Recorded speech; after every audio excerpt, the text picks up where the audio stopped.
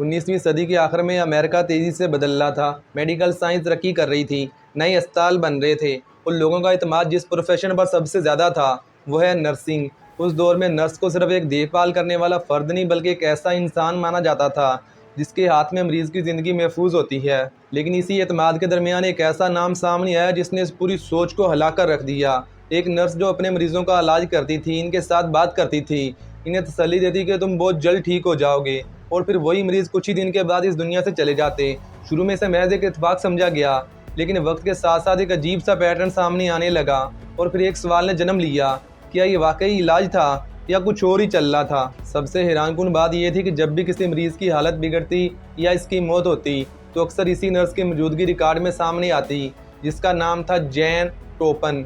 बायस तो एक निहायत नरम मिजाज, खुश अखलाक और एक प्रोफेशनल नर्स लगती थी, लेकिन वक्त के साथ साथ ये केस एक ऐसे साए में बदल गया जिसे आज भी मेडिकल क्रिमिनल हिस्ट्री के सबसे खौफनाक वाकयात में शुमार किया जाता है। आज की इस वीडियो में हम जानेंगे वो नर्स कौन थी, इसके अंदर ऐसा क्या था जो इसे मौत से मोहब्बत करने पर मजबूर करता था, और सबसे बड़ा सवाल, आखिर कैसे वो इतने सालों तक लोगों को मारते हुए सबकी नज़रों से बची रही। तो आइए भी इस कहानी को शुरू से लेकर आखिर तक समझते हैं और वहीं चलते हैं जहाँ से ये सब शुरू हुआ।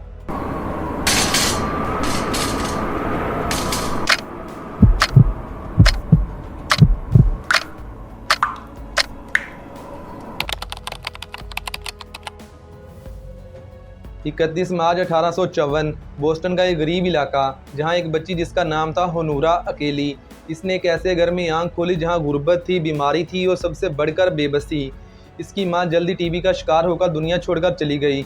इसका बाप आहिस्ता आहिस्ता ज़हनी तवाज़ुन खोने लगा। लोग इसके बाप को अजीब नज़रों से देखने लगे, कुछ कहते वो पागल हो चुका है, कुछ कहते वो खतरनाक है। और एक दिन इसने अपनी ही बेटी को एक ऐसे अदारे में छोड़ दिया जहाँ लावारस बच्चे रखे जाते थे।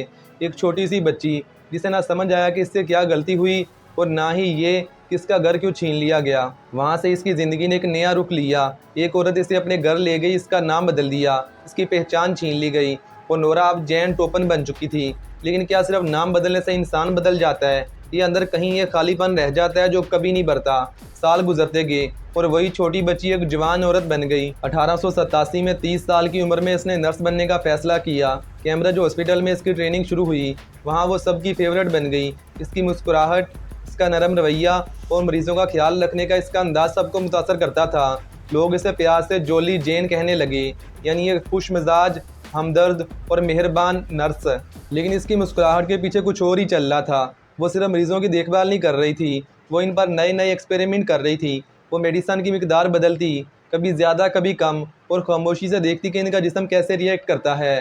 मरीज़ कॉन्शियसनेस और अनकॉन्शियसनेस के दरमियान झूलते रहते और वो सब कुछ नोट करती रहती। और ये सारे एक्सपेरिमेंट किसी रिसर्च के लिए नहीं बल्कि ये अपनी सेटिस्फेक्शन के लिए कर रही थी, जो कि बहुत ही ख़तरनाक था। ये सिर्फ नर्सिंग नहीं थी, ये कुछ और ही हो रहा था, कुछ बहुत ज़्यादा ख़तरनाक। वक्त के साथ साथ इसके तजुर्बात मज़ीद ख़तरनाक होते गए। अस्पताल वालों को शक होने लगा कि वो मेडिसिन गलत तरीके से इस्तेमाल कर रही है और आखिरकार इसे नौकरी से निकाल दिया गया। लेकिन ये इसका इख्तिताम नहीं था, ये तो इसके असल खेल की शुरुआत थी।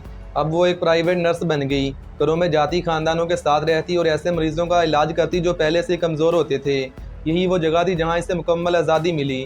वो आहिस्ता आहिस्ता लोगों को मारती रही बगैर किसी शक के। कभी बुजुर्ग, कभी बीमार, कभी इसके अपने ही करीबी लोग इसकी जद में आ जाते और हर बार ये अपने शिकार को ऐसे मारती कि इनकी मौत एक नॉर्मल मौत लगे। कोई शोर नहीं, कोई एविडेंस नहीं, सिर्फ एक खामोश मौत। और फिर आया साल 1901, एक ऐसा साल जो सब कुछ बदल देने वाला था। जैन टोपन एक घर में नर्स बनकर गई जहाँ एक बूढ़ा शख्स बीमार था, लेकिन चंद ही हफ्तों में वो अकेला नहीं मरा। इसकी बहन, इसकी बेटियाँ एक के बाद एक सब मरने लगे। एक ही घर में चंद हफ्तों के अंदर 5 अमवात। अब ये कोई इंसिडेंट नहीं लग रहा था, ये कुछ और ही हो रहा था। घर वालों को शक हुआ और पहली बार किसी ने सवाल उठाया कि क्या वाकई ये सब कुदरती मौतें हैं। तो जब तहकीकात शुरू हुई तो सच सामने आना शुरू हुआ और वो सच पहले से कहीं ज़्यादा खौफनाक था।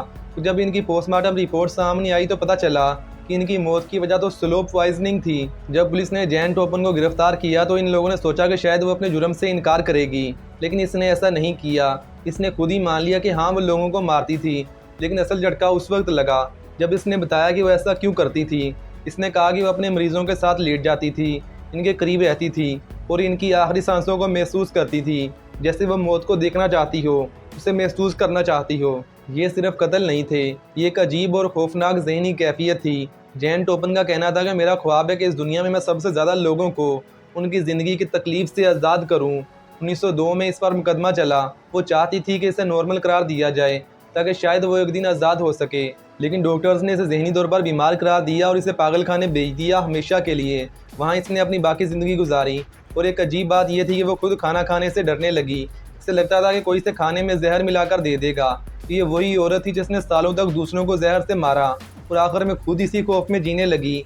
1938 में वो इसी पागल खाने में मर गई, खामोशी से, बिल्कुल वैसे ही जैसे इसके शिकार मरे थे। जैन टोपन की कहानी हमारे लिए एक अजीब सा सवाल छोड़कर जाती है कि क्या इंसान पैदा ही ऐसा होता है या हालात इसे ऐसा बना देते हैं। एक मुस्कुराती हुई नर्स जिस पर सब भरोसा करते थे, इसके अंदर एक ऐसा अंधेरा था जिसका किसी को अंदाज़ा भी नहीं था। और शायद यही बात सबसे खतरनाक है, क्योंकि हर खतरा चीख कर नहीं आता, कुछ खतरे मुस्कुरा कर आते हैं। सो बी केयरफुल। अल्लाह हाफिज़।